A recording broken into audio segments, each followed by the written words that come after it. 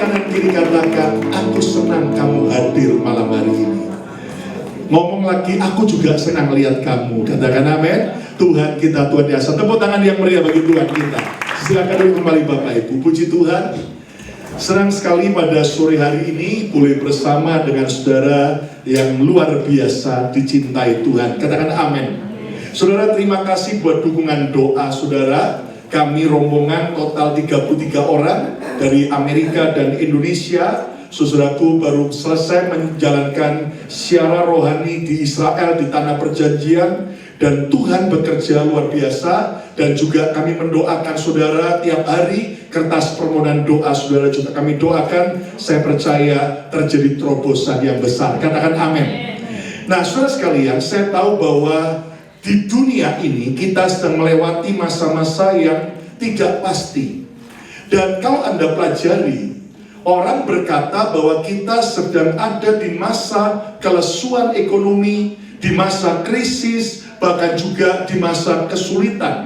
Ada orang yang memprediksi bahwa Amerika itu nggak lama akan bangkrut, saudaraku. Ada juga yang memprediksi, saudaraku, bahwa kegoncangan ekonomi akan jauh lebih parah lagi. Bahkan ada yang berkata bahwa Indonesia pun juga akan mengalami banyak kondisi yang tidak baik. Nah, saudaraku dengar baik-baik, walaupun fakta dan kenyataan memang mungkin menakutkan kita, tapi percayalah, kita punya Tuhan yang lebih besar dari segala perkara. Katakan amin. Nah, saudaraku, saya melihat bahwa setiap kali adanya masa sulit atau krisis dan sebagainya, kalau Anda jeli mengamati, selalu akhirnya ada dua kelompok manusia yang akan ada.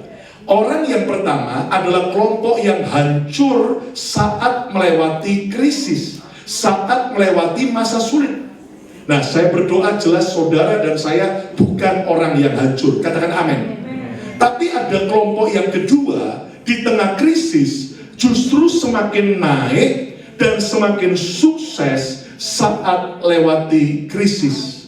Nah, contoh saudaraku, lihat bahwa dalam pelayanan juga, saya cukup banyak ngobrol dengan banyak hamba-hamba Tuhan di Indonesia juga, dan di berbagai negara juga, saudaraku, bahwa ada pelayanan yang justru di tengah-tengah pandemi kemarin malah makin merosot, malah makin hancur. Di Jakarta saja tidak sedikit gereja yang tutup setelah pandemi sampai hari ini. Tetapi saudaraku, justru kalau kita jeli mengamati, bahkan di tengah pandemi dan setelah pandemi, ada gereja-gereja yang justru makin maju dan makin bertumbuh. Sebaliknya juga ada bisnis yang hancur di tengah krisis, tapi juga ada bisnis yang tambah maju, tambah sukses. Demikian juga ada keluarga yang tambah hancur di tengah-tengah masa sulit, tapi ada keluarga yang makin kuat dan makin bahagia.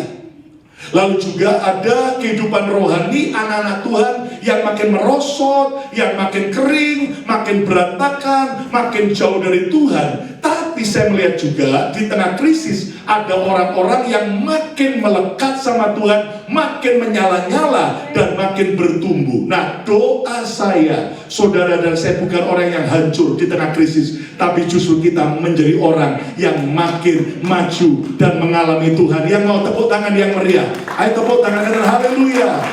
Ya. Nah, kita akan belajar dari peristiwa yang dihadapi masa krisis oleh seorang yang bernama Yusuf. Kata bersama saya Yusuf. 2, 3. Ya, mari kita lihat Kejadian 47 ayat 20, saudara. Coba perhatikan ayat ini. Mari kita baca sama-sama yuk. 1, 2, 3. Lalu Yusuf membeli segala tanah orang Mesir untuk Firaun, sebab orang Mesir itu masing-masing menjual ladangnya, karena berat kelaparan itu menimpa mereka. Terus demikianlah negeri itu menjadi milik siapa? Firaun. Saudara tentu tahu kisah 7 tahun kelimpahan di Mesir dan di seluruh dunia, yang akhirnya disusul dengan 7 tahun kelaparan. Nah, ayat ini berkata, di tengah krisis, di tengah banyak orang Mesir yang sulit, bahkan mereka kelaparan, mereka menjual suatu ladang-ladang mereka, menjual rumah-rumah mereka, bahkan kalau Anda baca menjual diri mereka jadi budak. Tapi heran, justru Yusuf membeli segala tanah orang Mesir untuk Firaun. Coba lihat lagi jeli, saudara.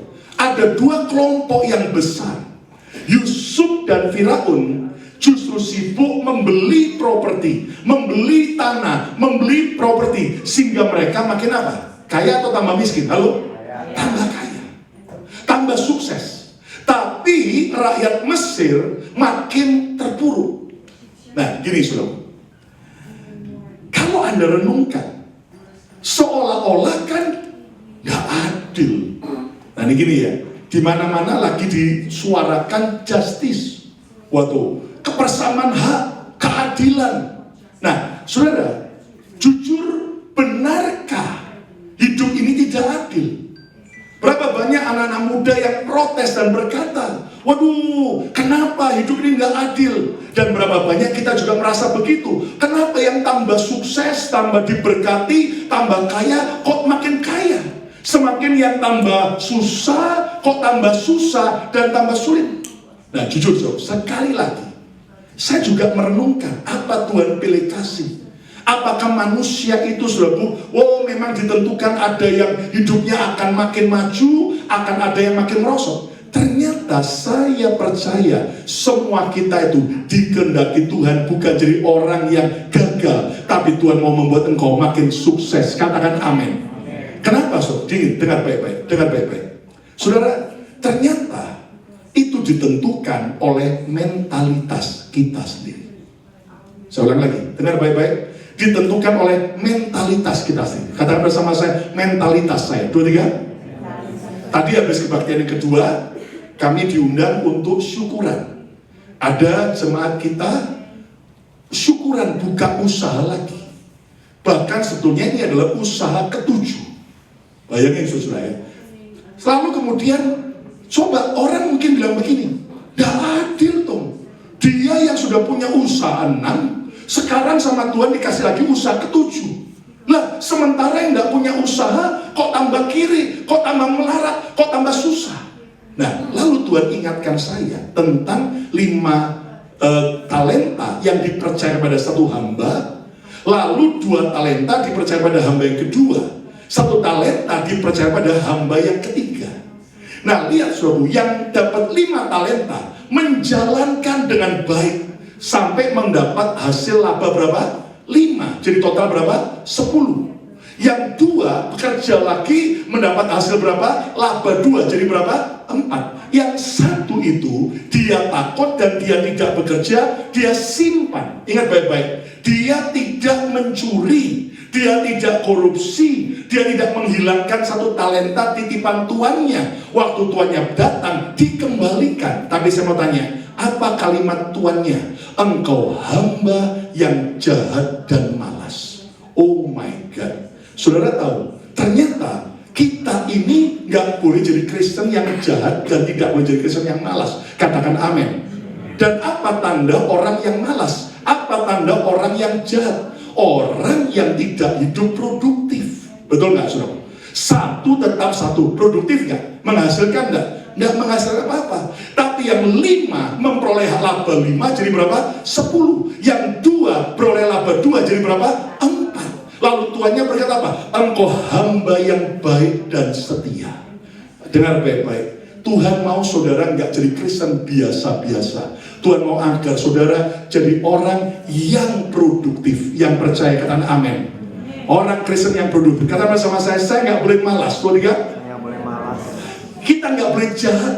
Artinya apa? Semua anugerah, waktu, kepercayaan Tuhan pada saudara nggak boleh disia-siakan. Dan yang menarik ini, brother, dengar baik-baik. Waktu 1 talenta diambil oleh Tuhan itu, diberikan kepada hamba yang lain. Ayo, harusnya diberikan pada siapa, Bu? Yang 10 atau yang 4? Ayo, kalau saudara merasa adil, harusnya diberikan pada siapa, Bu? Yang 4 kan, secara manusia. Tapi Alkitab Yesus berkata dalam Matius 25, diberikan sama siapa? Yang 10. 10 ditambah 1. Loh, kenapa kok ada yang diberikan 4? Anda tahu, itulah prinsip kerajaan surga. Siapa bisa dipercaya, ia akan dipercaya lebih besar lagi. Yang mau dipercaya Tuhan, tepuk tangan yang meriah. Tepuk tangan yang meriah. Katakan haleluya. Katakan haleluya. Sorry to say, saudaraku, mungkin dari konsep kita manusia berontak. Gak adil dong tuannya, harusnya diberikan kepada yang 4. Lah ini apalagi yang cuma 1 malah diambil. Saudara, inilah prinsip kerajaan Tuhan. Nah, dengarin.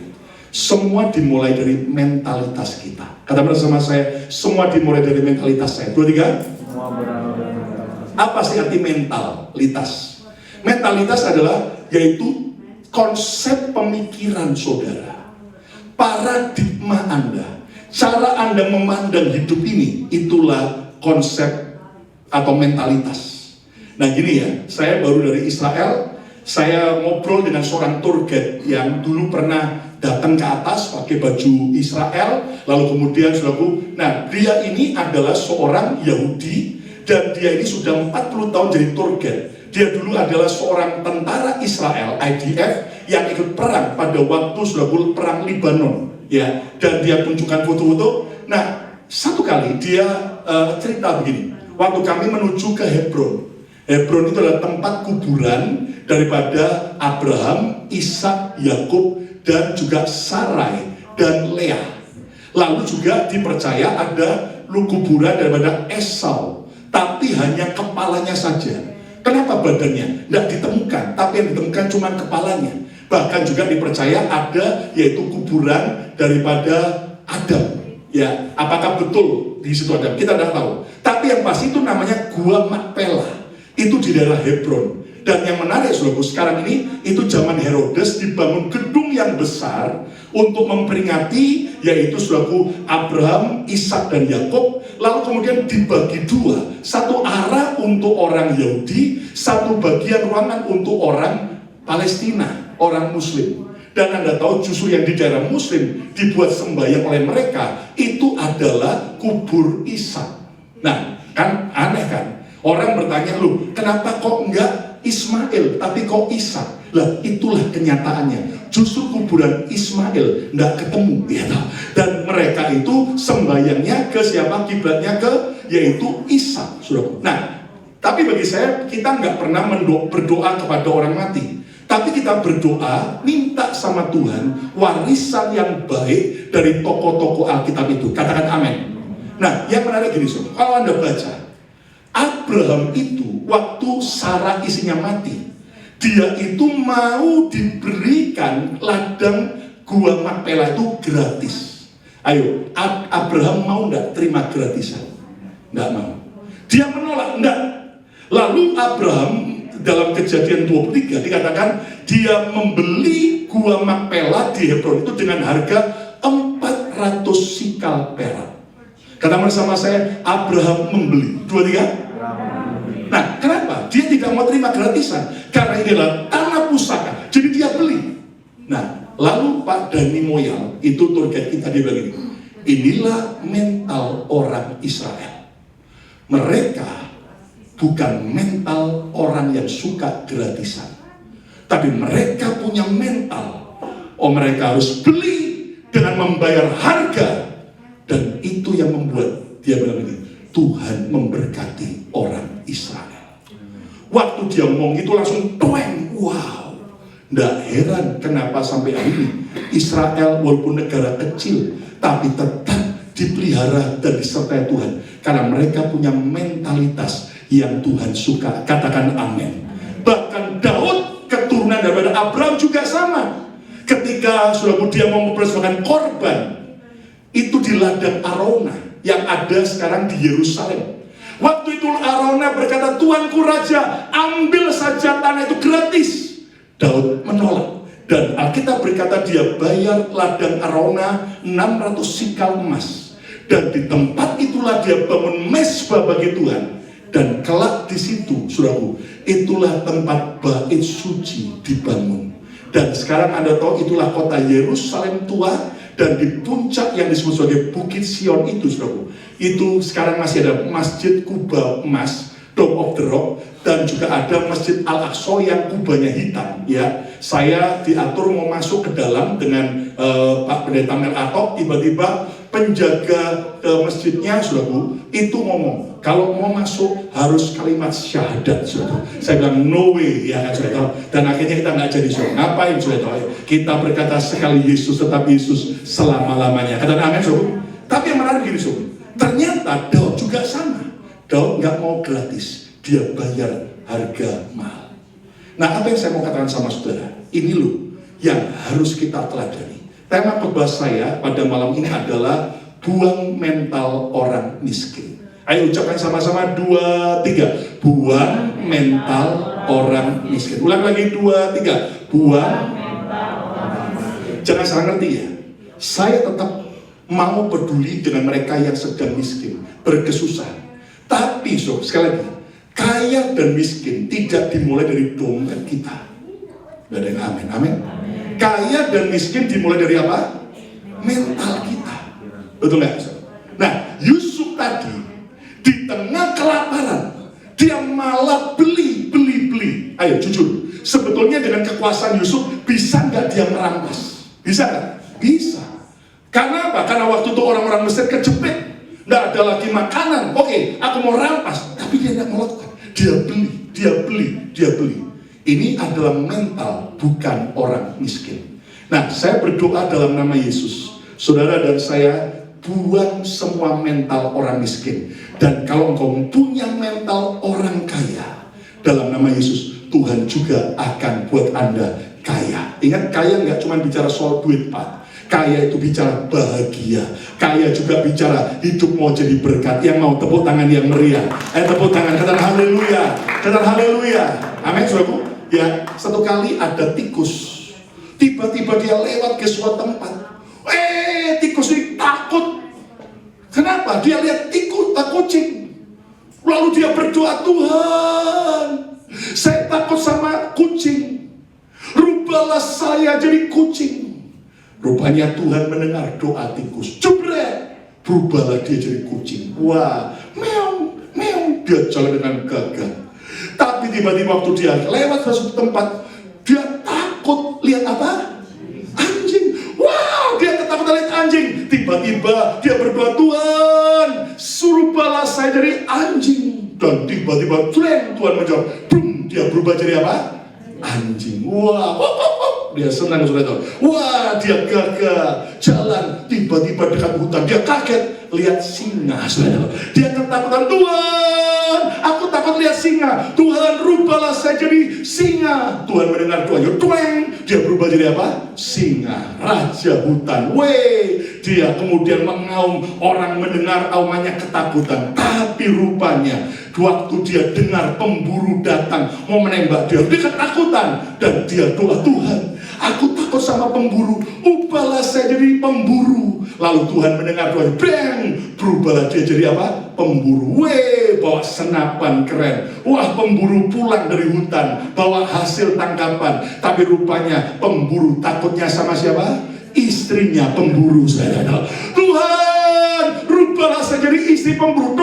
Berubah jadi istri pemburu. Dan rupanya dia jadi istri pemburu. Wah, keren. Siapa yang berani lawan istri pemburu, ya katanya. Tiba-tiba istri pemburu masuk ke dapur. Ada kucing, ada tikus kecil. Istri pemburu katakan, Tuhan, rubahlah saya jadi tikus. Jadi tikus lagi, saudara. Lihat, kalau mentalnya tikus mau dirubah apapun juga tetap akan apa?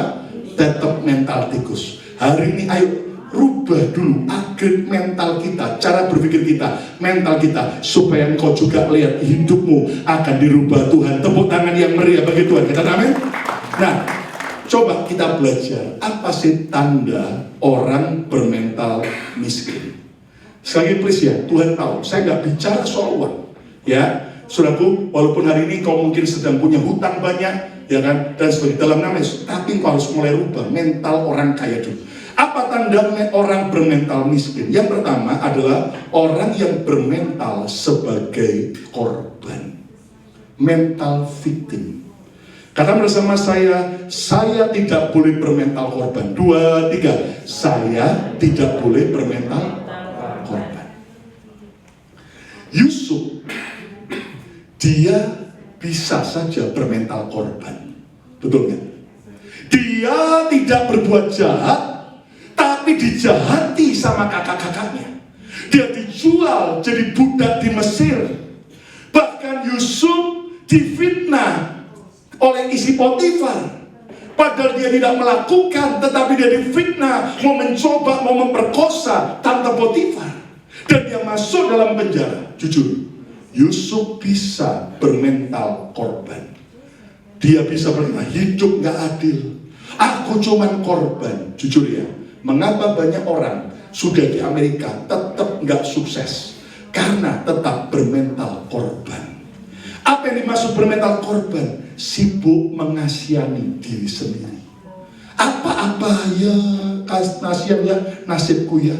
Ya memang aku ini, orang yang jadi korban terus ya, dari orang-orang yang berkuasa dan sebagainya. Lalu apa? Sibuk minta dikasihani, sibuk menyalahkan Tuhan, sibuk menyalahkan orang lain, sibuk menyalahkan keadaan.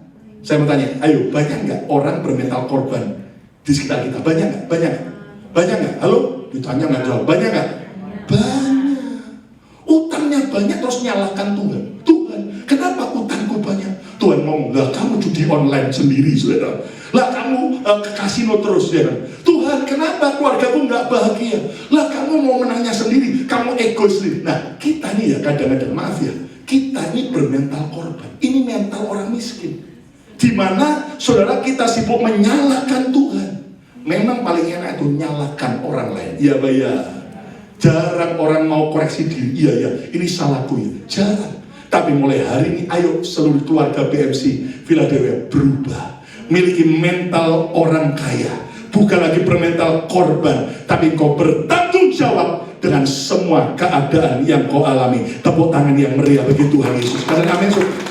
Orang yang bermental korban ibarat orang itu minum racun lalu merasa orang lain yang meracuni dia. Oh, ini kan parah. Ulang lagi ya. Lihat ya. Orang bermental korban adalah orang yang minum racun, tapi dia merasa Ibu Maria yang meracuni dia, saudara. Ini kan orang gila, betul nggak, saudara? Dia sendiri yang berbuat loh. Kok kamu? Nah, ini maaf. Banyak orang kayak gini, saudara. Ya kan? Kenapa? Yang lain hidupnya enak, kok saya menderita? Lalu sibuk nyalakan Tuhan, nyalakan keadaan. Nah, padahal kita sendiri mungkin malas. Padahal mungkin kita sendiri gak bisa atur uang dengan baik. Borosnya bukan main. Padahal mungkin kita sendiri sudah melakukan banyak kesalahan. Ayo hari ini saudara berhenti bermental orang miskin. Berhenti kata bersama saya bukan korban. 2, 3. Saya bukan korban. Tapi saya harus bertanggung jawab atas hidup saya sendiri. Tepuk tangan yang meriah bagi Tuhan Yesus. Amin, saudara. Orang yang bermental korban ibarat orang membakar rumahnya, tapi dia menuduh orang lain yang membakar. Ayo, kalau kita melewati masalah, waduh, ini pasti gara-gara temanku yang jahat. Ini pasti gara-gara setan. Kadang-kadang setan saat ini minder, saudara. Gila, dia salahnya sendiri kok ya toh. Ya toh, jalan enggak hati-hati, ya toh, naik mobil enggak hati-hati, kecelakaan terus. Saudara Yesus, ini setan yang membuat saya kecelakaan loh. Tuhan, setan saya ngomong, Tuhan, gua enggak ikut-ikut loh Tuhan ya. Nah, kita ini enggak boleh bermental korban. Nah, dan amin. Kenapa sampai sekarang saya jomblo, enggak kawin-kawin? Terus berkata, Tuhan, kenapa kau pilih kasih? Kenapa aku enggak ada yang mau nyamuk, enggak mau yang nyantol sama saya? Ya Tuhan ngomong, ya kamu sendiri ya punya salah. Kenapa? Baru dekat dengan orang itu pelitnya bukan main, sesuatu. Apalagi kalau ada cowok yang mulai ada PDKT Anda, tapi kemudian semua bayar sendiri-sendiri. Malah dia minta dibayar, langsung pecat, sesuatu. Ada orang sudah punya tampilannya, nggak pernah gosok gigi, baunya bukan. Lah bagaimana orang bisa tertarik? Nah, mari kita belajar berhenti bermental korban. Ayo kita tanggung jawab. Kalau kita salah, akui kesalahan Anda dengan gentleman, bertobat, perbaiki, maka akan berubah jadi orang-orang yang berkemenangan. Tepuk tangan yang meriah. Katakan haleluya. Katakan haleluya. Yusuf tidak bermental korban. Ayo kita juga tidak boleh bermental korban. Katakan amin. Yang kedua, apa tanda orang bermental miskin? Bermental sebagai orang kalah. Yusuf walaupun dalam penderitaannya, ia tidak bermental sebagai orang kalah. Ya, saya sudah kalah. Saya dibenci oleh kakak-kakak saya. Ya, saya dibuang jadi budak. Ya, saya difitnah jadi narapidana. No. Tapi Yusuf tetap semangat dan dia mau menang dari setiap pergumulannya. Buang mental orang kalah. Apa yang dimaksud dengan mental orang kalah? Selalu pesimis dan putus asa. Lihat apa-apa pesimis, takut. Gini ya, kalau Anda tidak pernah berani melangkah, engkau tidak akan pernah mengalami kemajuan. Iya Pak ya? Ya, saudara mau memutuskan apapun juga ada resikonya kan? Loh, ada resikonya? Selalu ada. Nah, memang kita nggak boleh ngawur. Saudara harus bisa mengukur kekuatan, Anda harus bisa minta hikmat Tuhan, turunan Tuhan. Tapi jangan selalu pesimis, putus asa. Dikit-dikit pokoknya ragu-ragu. Dikit-dikit apa-apa takut. Dikit-dikit selalu curiga. Nah, itu orang yang bermental orang kalah. Bahkan orang yang bermental orang kalah adalah belum apa-apa sudah menyerah dengan keadaan. Sudah menyerah dengan masalah. Dan tidak melihat hal positif yang bisa menolong dirinya. Tapi yang dilihat negatif. Ayo, saudara kalau punya teman atau pasangan atau keluarga, pokoknya dia lihat semua negatif. Capek enggak saudara? Capek enggak? Nanti Anda senyum, salah saudara itu. Kamu senyum pasti ngeledek saya itu. Kalau saudara kemudian diam aja, salah lagi saudara. Kamu kalau diam saja cuek sama saya, udah gak cinta lagi ya. Nah ini repot saudara itu. Nah kalau orang selalu bermental orang kalah, apapun akan dipandang negatif. Tapi para orang yang bermental pemenang, apapun yang negatif dipandang, di baliknya ada kemenangan, ada hal yang positif. Tepuk tangan yang meriah, katakan haleluya, katakan haleluya. 7 kali orang benar bisa jatuh, namun ia bangun kembali. Artinya apa? Ini orang yang bermental pemenang. Kata bersama saya mau bermental pemenang. 2, 3. Ayo hari ini Bapak Ibu Saudara sekalian yang saya cintai, lewati tantangan apapun, jangan dikit-dikit takut, jangan dikit-dikit kemudian langsung putus asa, langsung ya kemudian stres, frustrasi, bangkit. Saya sempat ngobrol dengan beberapa teman pengusaha, mereka ngomong gini, aduh ini sekarang generasi yang baru datang dari Indonesia, yang masih muda-muda, agak payah Pak. Loh kenapa? Iya, maunya pokoknya gaji tinggi, tapi nggak mau kerja keras. Nanti nggak dapat tantangan sedikit, langsung kemudian stres, minta healing. Lalu kemudian dikit-dikit kemudian akhirnya apa? Nggak bisa setia lagi. Pokoknya ngalami masalah nggak enak di kerjaan, pindah. Nggak enak lagi, pindah. Jadi bagi mereka, kalau dengar orang sejak datang di Philadelphia sampai sekarang sudah puluhan tahun tetap setia kerja di satu perusahaan, bagi mereka itu aneh. Tapi kalau loncat, itu katanya bagus, keren. Nah ini mentalitas yang harus dibongkar. Saya percaya nggak semua anak muda seperti itu. Banyak anak-anak muda yang keren juga. Katakan amin. Saudara harus belajar persisten lewati tantangan apapun. Saudara tidak mudah menyerah. Ayo nyanyikan bersama-sama 2, 3. Ku tak akan menyerah. Terus pada apapun juga sebelum ku coba. Iya, baru 6 bulan di Amerika sudah keok. Wis pulang aja Nanti sampai di Indonesia nyesel, kenapa kok pulang? Kadang-kadang Tuhan tuh bingung sama kita, saudara. Di Indonesia doa minta visa, sudah di Amerika ingin pulang, saudara. Itu orang tidak akan pernah menang. Tapi seluruh keluarga BMC Philadelphia berbeda, amin. Ya kan? Kalau sudah lewati tantangan, tetap tegar, tetap kuat. Bersama Tuhan kita lebih daripada pemenang. Katakan amin. Yang ketiga, apa tanda orang bermental miskin? Bermental pengemis. Yusuf walaupun dalam penderitaan, ia tidak bermental pengemis. Buktinya apa? Dia nggak sibuk minta dikasihani, tapi di tengah penderitaan, di tengah aniaya, di tengah dikucilkan, di tengah Yusuf dalam keadaan yaitu difitnah, Yusuf tidak bermental pengemis. Dia malah bermental, dia suka menolong, dia suka menolong, dia suka menolong. Bahkan Anda tahu, waktu di penjara pun ada 2 orang pegawai raja yang mimpi, ya kan? Yang mimpi, dua-duanya suruh minum jeruk. Lalu mereka tidak tahu arti mimpinya. Yusuf bisa bilang aja, lu tidak tahu mimpinya, gua apalagi banyak masalah dulu ya. Enggak, dia tolong tafsirkan. Ini loh arti mimpi.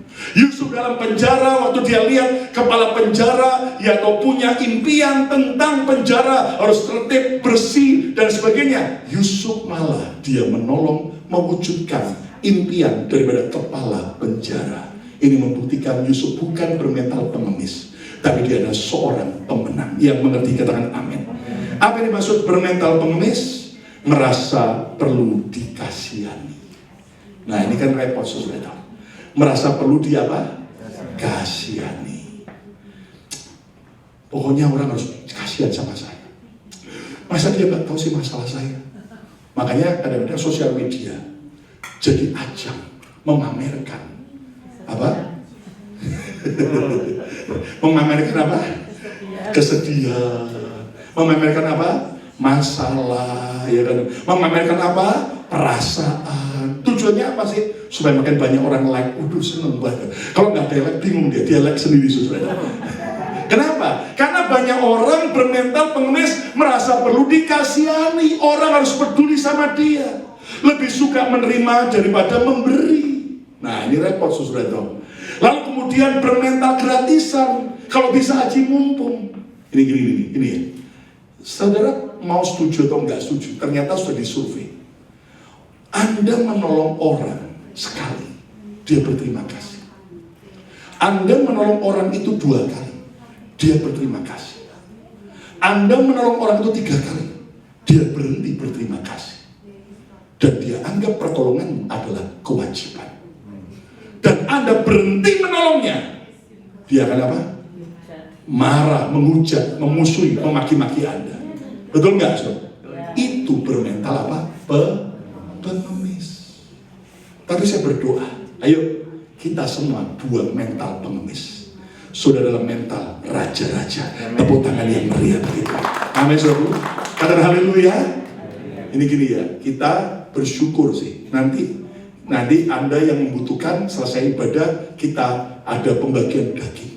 Kita bersyukur Tuhan memberi kita banyak berkat. Ya beberapa hari kemarin banjir daging. Konon saya dengar minggu depan juga banjir daging lagi saudara. Saya percaya. Nah kami suka berbagi buat saudara. Tapi gini saudara, jangan sampai kemudian kita ini akhirnya apa? Kalau gereja ngasih aku berkat, puji Tuhan, dapat daging. Tapi suatu saat kalau nggak ada daging, wah aku nggak mau ke gereja lagi kalau ada daging. Nah itu bahaya. Saya percaya di sini nggak ada. Kadang amin saudara, ya kan? Nah kadang-kadang ya ini. Kita kan sudah melayani pembagian makan tiap Kamis sampai hari ini. Di depan itu sejak pandemi 2020 sampai 2025. Sudah berapa tahun? 5 tahun ya. Paling tidak, teman-teman ini dan saya ngamati. Saudara, ada orang itu kalau antri, ya kan? Ternyata betul-betul bermental, bukan mental pengemis. Artinya, dia mau ambil hanya yang secukupnya. Tapi ada orang-orang, bermental pengemis. Kalau bisa ambil sebanyak-banyaknya, saudara. Nah, itu tanda orang yang mentalnya sudah nggak bagus. Tapi saya berdoa kita tidak demikian. Katakan amin. Orang bermental pengemis adalah apa? Selalu merasa kurang. Kurang ini. Apapun merasa kurang. Suami sudah kasih seluruh gajinya, kurang. Gitu. Istri sudah lakukan sebaik mungkin terus suami, kurang. Tuhan sudah melakukan banyak hal buat saudara, kurang. Kira-kira di sini ada nggak orang-orang yang selalu merasa kurang? Ada nggak? Nggak ada. Nggak ada ya? Nggak ada yang ngaku masuk saya. Gaji begini kurang loh. Saudara boleh punya mimpi gaji lebih besar. Tapi kalau memang keadaan, memang Anda masih belajar mengucap syukur. Mimpi boleh besar, tapi tetap punya rasa syukur. Tepuk tangan yang meriah. Dan amin, saudara. Ya. Dan orang yang bermental pengemis tidak bisa menikmati berkat. Ada nggak orang yang diberkati tapi tidak bisa menikmati berkat? Ada nggak? Pelitnya bukan main. Saya punya teman, dia kaya raya. Saya kalau ngomong sama saudara kaya raya, bener-bener itu sampai nggak kehitung. Sampai saya pernah dilihatkan berapa ya cadangan emas yang dia punya. Tapi bayangin, sedih sekali. Dia nggak pernah bisa menikmati kekayaannya. Pergi ke Singapura aja jalan-jalan nggak pernah. Pokoknya kerja, nabung. Giliran dia ke Singapura, ternyata bukan jalan-jalan, ngapain sob? Berobat. Mending kalau berobat, koma sudah kena stroke sudah, dan meninggalnya di Singapura. Padahal saya pernah dilihatkan itu di berangkasnya. Wih, semua yang namanya bermerek jam apapun dia punya, tapi nggak pernah bisa nikmati. Makanya kalau saudara ini minimal walaupun kita masih kerja di pabrik, di toko, tapi kita bisa ke Amerika. Ini keren. Amin, saudara. Tepuk tangan yang meriah bagi Tuhan. Amin, saudara. Ya kan? Lah belajar nikmati hidup ini, saudara. Ngapain sih kok merasa kurang? Syukuri saja. Ayo pegang dada masih. Syukur. Masih hidup? Syukur. Masih bisa jalan? Mengucap syukur. Masih bisa ibadah, ucapkan syukur. Tepuk tangan yang meriah bagi Tuhan. Amin, saudara. Ya kan? Yang keempat, yang terakhir, apa tanda orang bermental miskin? Bermental orang bodoh. Saudara, Yusuf walaupun dalam penderitaan, ia tidak bermental orang bodoh, tapi dia bermental orang cerdas. Apa yang dimaksud bermental sebagai orang bodoh? Tidak siap menghadapi krisis. Bro, sis, kita harus siap. Kita tetap percaya Tuhan berkata kesusahan sehari cukuplah sehari. Tapi Tuhan juga memberi kita hikmat akal budi untuk siap sedia. Kalau sampai ada goncangan apapun, saudara gak boleh sampai munting, Anda gak boleh sampai hancur, tapi engkau harus bisa tetap survive. Yang percaya katakan amin. Saudara, ayo jujur. Saya ngobrol dengan seorang hamba Tuhan, gembala yang masih baru, gerejanya lagi bertumbuh, ketemu di Yerusalem, ngobrol-ngobrol, saudaraku. Lalu dia tanya banyak hal. Dia belajar, dia tanya dengan rendah hati, saya ngobrol. Lalu saya tanya gini, bro, gerejamu sekarang kalau tiba-tiba ada pandemi lagi bukan 2 tahun, tapi 5 tahun. Kira-kira gerejamu dan kamu masih bisa survive? Lalu dia diam sebentar. Waduh, saya nggak siap pastor. Kalau pastor gimana? Saya bilang oleh kemurahan Tuhan, kita udah coba atur semua. Kalau sampai ada goncangan apapun, ya kita masih tetap bisa bertahan. Kenapa? Karena kita diberi Tuhan hikmat untuk ngatur, mengelola semua berkat dengan bijaksana. Yang mengerti katakan amin. Nah, saudaraku, orang yang bermental bodoh adalah orang yang tidak mengerti kehendak Tuhan melalui krisis. Yang dia lakukan adalah, kenapa ini terjadi Tuhan? Kenapa ini menimpa aku? Tapi orang yang bermental cerdas, Tuhan, pelajaran apa yang kau sedang mau ajar? Tuhan, kesalahanku apa yang kau harus perbaiki? Tuhan, aku ke depan harus ngapain? Itu orang bermental cerdas. Yang mengerti katakan amin. Orang yang bermental bodoh tidak tahu apa yang harus dikerjakan. Kalau nggak dipukul nggak jalan, saudara. Itu kan kayak keledai. Amsal berkata jangan jadi seperti kuda bagal. Keledai. Kalau nggak dipukul, misalnya kalau nggak dituntun, nggak ngerti. Nah, saudara, mari kita belajar. Roh Kudus itu mau mengajar Anda tiap hari. Nanti Anda harus ngapain apapun juga. Kayak Yusuf ngerti. Nanti 7 tahun kelimpahan, tabung 20%. Tapi kalau nanti 7 tahun kelaparan, kita bisa hidup dari apa yang ditabung. Dan di situ Yusuf jadi orang yang luar biasa. Orang bermental bodoh, sibuk iri hati terhadap kesuksesan orang lain. Nah ini loh, banyak orang isinya sibuk iri. Kenapa dia? Kenapa bukan aku? Loh, urusan Tuhan. Dan kenapa orang itu bisa sukses. Percayalah, pasti ada harga, ada proses yang dia lewati. Harusnya Anda bukan malah iri, harusnya belajar dan tiru dengan baik. Yang mau tepuk tangan yang meriah bagi Tuhan. Katakan amin. Orang yang bermental bodoh nekat melanggar hukum demi tetap survive. Ingat, itu orang yang akhirnya tidak akan pernah berhasil. Orang yang nekat melawan Tuhan, melawan pemerintah demi bisa survive, jelas itu akhirnya akan merugikan diri sendiri. Bahkan rela menjual imannya demi ego, dan rela mengorbankan yang terpenting demi hal yang tidak penting. Saudara, dengar baik-baik.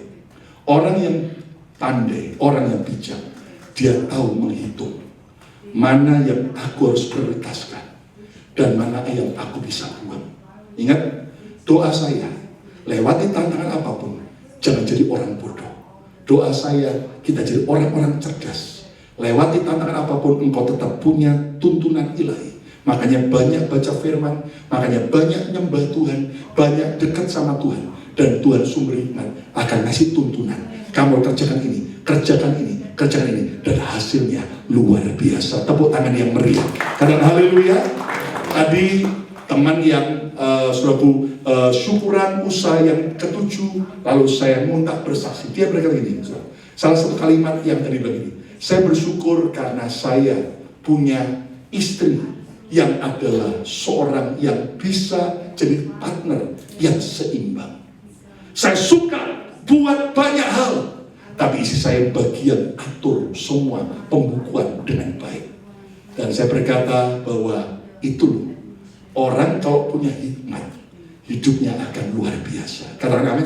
Dan saya berkata sama dia, kalau engkau terus bisa dipercaya, Tuhan akan percayakan bahkan sampai nanti usaha ke-10, ke-11, ke-12, dan tak ada mustahil.